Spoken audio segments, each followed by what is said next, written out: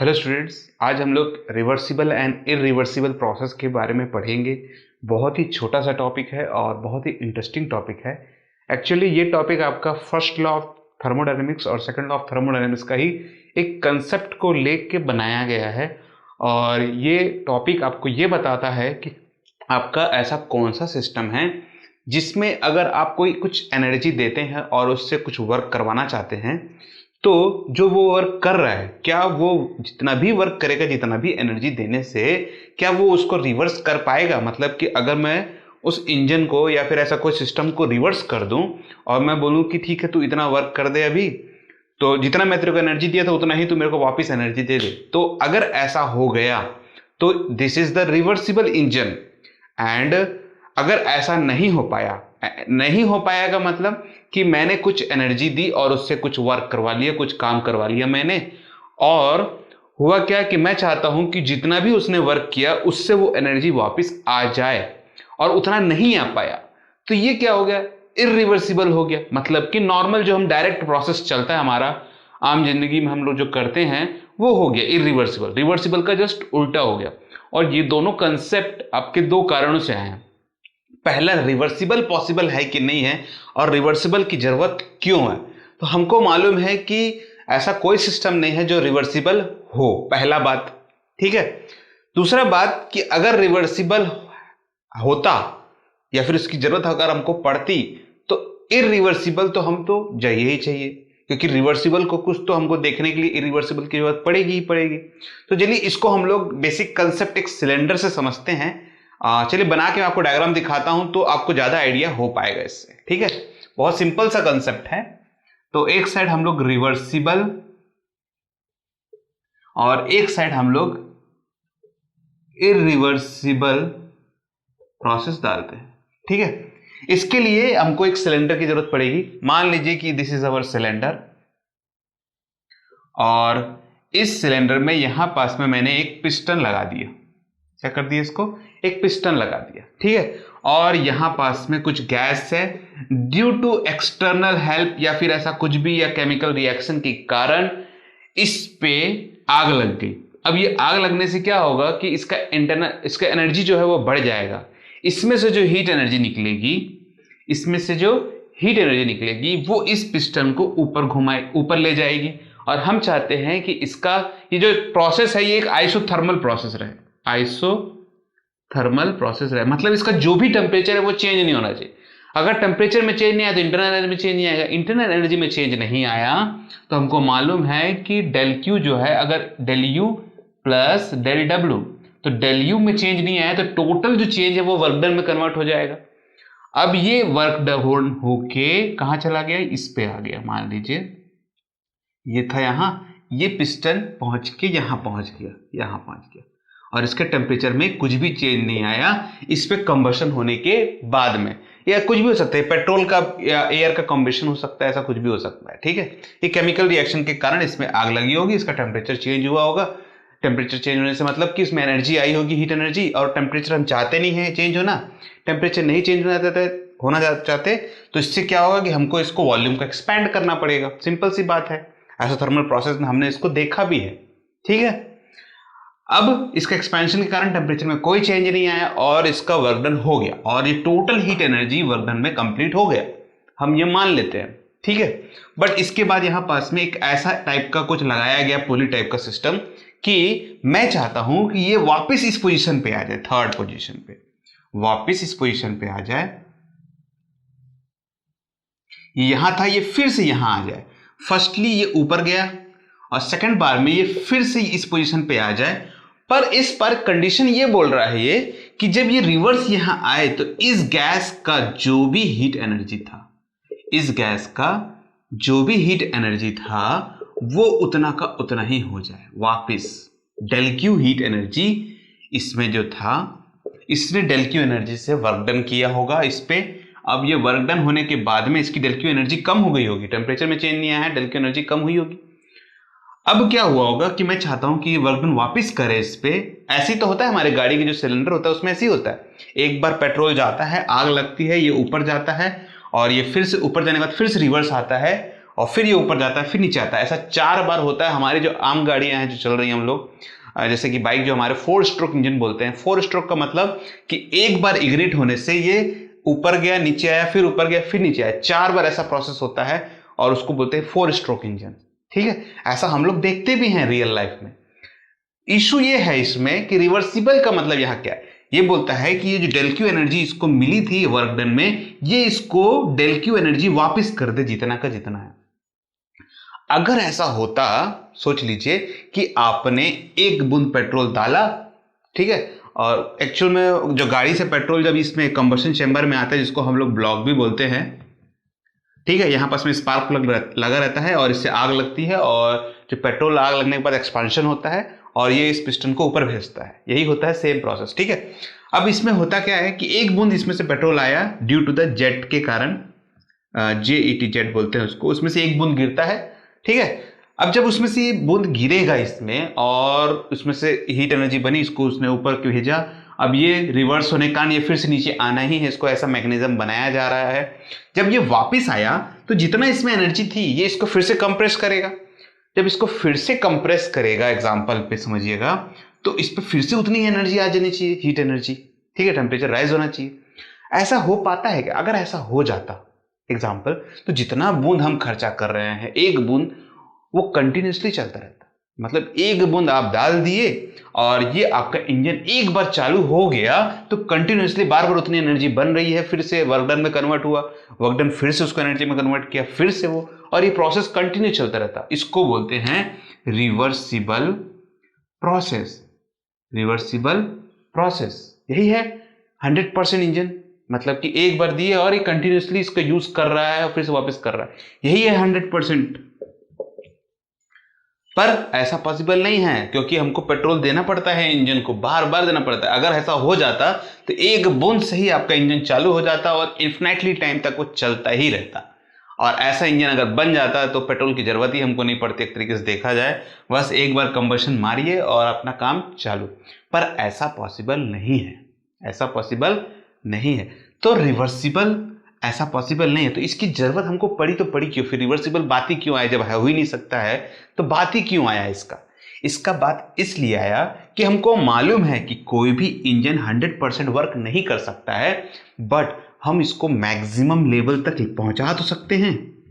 हम इसको maximum level तक पहुंचा सकते हैं। ऐसा मैकेनिज्म बनाएं कि मान लीजिए कि ये 100% तक नहीं पहुंचा, पर अप टू कितना तक पहुंच सकता है? 50%, 60%, 70%, कितना तक हम उसको पहुंचा सकते हैं? मतलब कि जो भी हीट एनर्जी बन रही है, कम से कम फ्यूल में कितने बार ये उसको वापस करेगा। देखिए, जब इसको ये वापस करता है तो इसमें कुछ तो कंबशन के कारण जलता है, वो स्मोक आपका एग्जॉस्ट के थ्रू बाहर निकल जाता है। ऐसा हो जाए कि ऐसा फ्यूल हो, ऐसा प्योरिटी वाला फ्यूल हो जिससे काला जो धुआं बन रहा है वो बने ही ना, और जो भी हीट एनर्जी से वापस आए। ठीक है, और ऐसा होता भी है। आप काइनेटिक थ्योरी में एक बार पढ़ेंगे भी, जिसको मैक्सवेल ने करेक्ट भी किया था न्यूटन की इक्वेशन को, और वो करेक्शन ऑफ मैक्सवेल इक्वेशन बनता भी है। इसके बारे में हम लोग काइनेटिक थ्योरी में एक बार पढ़ेंगे भी। ठीक है, इसको समझिएगा। जब ये इसने कंप्रेस किया होगा तो इसमें कुछ एनर्जी रह गई होगी, हीट एनर्जी। अभी आप इंजन चलाएंगे तो कंटिन्यूसली जब वो चल रहा है तो उस ऐसा नहीं है कि पूरा हीट एनर्जी इसको वर्क डन दिया तो ये टोटल ठंडा हो जाएगा। जितना टेम्परेचर स्टार्टिंग में था, ठंडी गाड़ी थी समझ लीजिए, तो वो उतना का उतना ही टेम्परेचर, ऐसा पॉसिबल तो नहीं है। वो तो हीट बना रहेगा कुछ ना कुछ उसके कारण। जब ये ब्लास्ट होगा इस पे तो इसमें कुछ ना कुछ तो हीट एनर्जी बनी रहेगी ना। जैसे आपका गाड़ी का इंजन तुरंत ठंडा तो हो नहीं जाता है, तो वो हमें हेल्प तो करता ही है थोड़ा बहुत। बाकी कुछ हीट एनर्जी एक्सटर्नली बाहर भेज देता है, कुछ इसके फ्रिक्शन के कारण कुछ चला जाता है। तो इसके लिए हम लोग मोबिल ऑयल डालते हैं कि कम से कम फ्रिक्शन बने। कम से कम फ्रिक्शन बनेगा तो कम से कम ज़्यादा से अच्छा से मूव हो पाएगा और कम से कम लॉस करेगा। तो मोबिल ऑयल भी इसलिए डालते हैं इंजन में। ये एक एग्जाम्पल है, ठीक है। ऐसे काफ़ी सारे आपको लिमिटलेस एग्जाम्पल मिलेंगे। तो हम चाहते हैं कि ये ज़्यादा से ज़्यादा तक एफिशिएंसी दे पाए, इसीलिए हम रिवर्सिबिलिटी की बात करते हैं कि जब ये वर्क डन होके वापस आ रहा है तो देख रहे हैं, एक बार किया और इसने 4-4 बार ऐसे ऐसे कर दिया। 4 बार ये ऊपर गया और नीचे गया एक ही बार के स्ट्रोक में, तो 4 स्ट्रोक बन जाता है। पुराने टाइम पे 2 स्ट्रोक आता था जिसका एवरेज बहुत कम होता था। मतलब एक बार कंबशन करने से सिर्फ ये ऊपर गया और नीचे आया, 2 ही बार हुआ। तो समझ सकते हैं, जितना अच्छा स्ट्रोक हमको मिल पाए, जितने ज्यादा बार ये राउंड कर पाए, उतना अच्छा हम इफिशियंसी जनरेट कर सकते हैं। आजकल यही चल रहा है, मतलब जितना ज्यादा कम से कम फ्यूल में ज्यादा से ज्यादा एफिशिएंसी हम लेके आ पाए, और ये पॉसिबल रिवर्सिबिलिटी के कारण ही है। अगर हम उसके बारे में सोचेंगे नहीं तो हम वो ऐसा कैसे बना पाएंगे?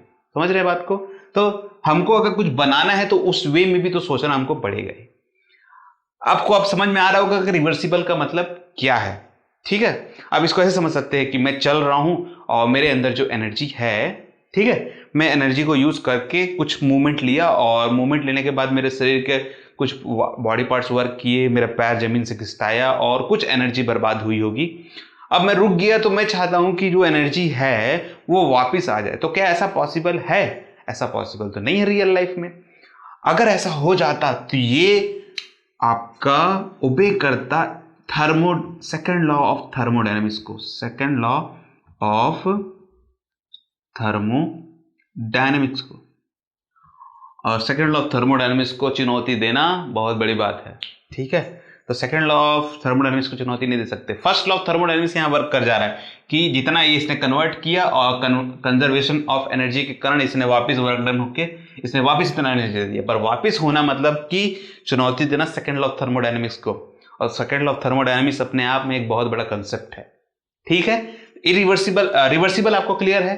इरिवर्सिबल सिंपल सा चीज है एकदम, कि इसी को समझते हैं। मान लीजिए कि इसने यहां से कंबशन किया और इसने पिस्टन को ऊपर भेजा। सेकंड प्रोसेस में इसने क्या किया? सेकंड प्रोसेस में इस पिस्टन को ऊपर भेज दिया इतना, और जब इसने कुछ वर्क डन किया होगा तो इसका कुछ हीट एनर्जी इससे इस इंजन से बाहर निकली होगी, और जो एनर्जी वो खर्चा हो गया, कुछ इसमें फ्रिक्शन में खर्चा हो गया होगा, और जब ये वापस आया होगा तो इसने टोटल जितना भी खर्च हुआ था वो नहीं कर पाया होगा, और इसका स्लोली थोड़ा मूवमेंट स्लो हुआ होगा। और आफ्टर द फोर्थ स्ट्रोक, जैसे फोर्थ स्ट्रोक इंजन की बात कर रहे हैं, तो आफ्टर द फोर्थ स्ट्रोक मुझे इसके जो एक बार मेंटेन बनाया रखा है इसने घूमने का, उसे बनाए रखना है। उसे बनाए रखने के लिए इसमें फिर से पेट्रोल डाला एक बूंद, फिर से कंबशन किया इस पे, और फिर से इस पे आग लगी, फिर से प्रेशर जनरेट हुआ, और ये फिर से प्रोसेस ऊपर गया, और ये कंटिन्यूसली प्रोसेस चलते रहना चाहिए, कंटिन्यू प्रोसेस चलते रहना चाहिए। तो इसके बीच में जो लॉसेस हो रहे हैं, इसके बीच में जो लॉसेस हो रहे हैं वही है इरिवर्सिबल। मतलब जो लॉस है उसे हम वापस नहीं कर सकते किसी भी हालत में। अब इन्वायरमेंट में एक बार वो जो हीट चला गया है फ्यूल, तो वो जो लॉस हो गया है वो वापस फ्यूल में कन्वर्ट नहीं हो सकता है। समझ रहे बात को? तो वो वापस कन्वर्ट नहीं हो सकता, तो वो इरिवर्सिबल है। मतलब जो प्रोसेस हमने कर दिया वो वापस नहीं आ सकता है। बहुत सारे एग्जाम्पल है। आप चप्पल पहन के या जूता पहन के आप जमीन में चल रहे हैं, वो घिसना चालू हो गया, समय के साथ वो घिस रहा है, ठीक है। आप चाहें भी तो उसे घिसने के बाद आप खड़े हो गए तो वो जो रबड़ घिसा है जूते का या जिस चीज का भी आपका जूता बना हुआ है वो वापस नहीं लग जाएगा उस पर, वो इरिवर्सिबल है। आपके लाइफ में जितनी भी चीजें हैं सब के सब इरिवर्सिबल ही प्रोसेस है एक्चुअल में देखा जाए तो। समझ रहे हैं? इरिवर्सिबल ही है सब के सब, सब के सब स्पॉन्टेनियस है, सब के सब स्पॉन्टेनियस है। मतलब बिखरना ही है उसे। कुल मिलाकर जो चीज आप बना रहे हैं व्यवस्थित, इसको अच्छे से बनाने की कोशिश कर रहे हैं, तो वो ऑटोमेटिकली फिर से बिखर ही जाएगा, उसे आप बचा नहीं सकते। ठीक है, ठीक। तो अब आपको थोड़ा बहुत समझ में आने लग गया होगा अब ये अच्छे से कि इरिवर्सिबल क्या है और रिवर्सिबल क्या है। पहला चीज। दूसरा चीज कि 100% एफिशिएंसी पाने के लिए हम लोग इरिवर्सिबल का यूज किए, पर एक कंसेप्ट ये भी आता है कि क्या ऐसा पॉसिबल हो सकता है कि हम 100% एफिशिएंसी लेके आ पाए? ऐसा पॉसिबल हो सकता है और नहीं भी हो सकता है। हो सकता है मतलब अगर हम एक आइडियल केस ले लेते हैं, क्या ले लेते हैं? Ideal case. तो आइडियल केस में एक आइडियल गैस ले लेते हैं जो कि आपका ऐसा गैस है। अब आइडियल गैस का मतलब कि इसमें जितना भी करेंगे उतना वो टोटल एनर्जी दे देगा हमको। पहला आइडियल गैस का मतलब ये होता है, अगर एक कोई गैस लिया जाए सिलेंडर में और आइडियल गैस जैसे बिहेव करता है, तो जितना भी हम उसको हीट दिए, उसमें कंबशन किए, तो वो टोटल एनर्जी हमको दे देगा वापस। ठीक है। फिर एक आइडियल सिस्टम भी ले लिए हम, और इस आइडियल सिस्टम को हमने क्या कर दिया? क्वाजी स्टेट में डाल दिया, क्वाजी स्टैटिक स्टेट में डाल दिया। क्वाजी स्टैटिक स्टेट का मतलब ये होता है कि समय को एकदम छोटा कर दिया जाए, डेल्टी टाइम्स टू जीरो कर दिया जाए। डेल्टी टाइम्स टू जीरो मतलब कि स्लो एकदम हो जाए, इन्फिनिटली स्लो, एकदम इतना स्लो हो जाए कि जब ये ऊपर जाएगा तो टेम्परेचर में कुछ भी चेंज नहीं आएगा। या ऐसा समझ लीजिए कि ये इतना छोटे टाइम पे ये इधर से यहाँ गया, हल्का सा चेंज आया, टेम्परेचर में कोई चेंज नहीं आया, और ये फिर से पोजीशन पे आया, और जितना एनर्जी इसके अंदर बना हुआ था, देखिए डेल यू एनर्जी में कोई चेंज नहीं आया, टेम्परेचर में चेंज नहीं आया, तो इस एनर्जी ने थोड़ा सा वर्क डन किया और इस वर्क डन ने वापस इसको इतनी एनर्जी दे दी। बहुत ही कम समय में जब ऐसा हो जाता है तो इसे बोलते हैं रिवर्सिबल प्रोसेस।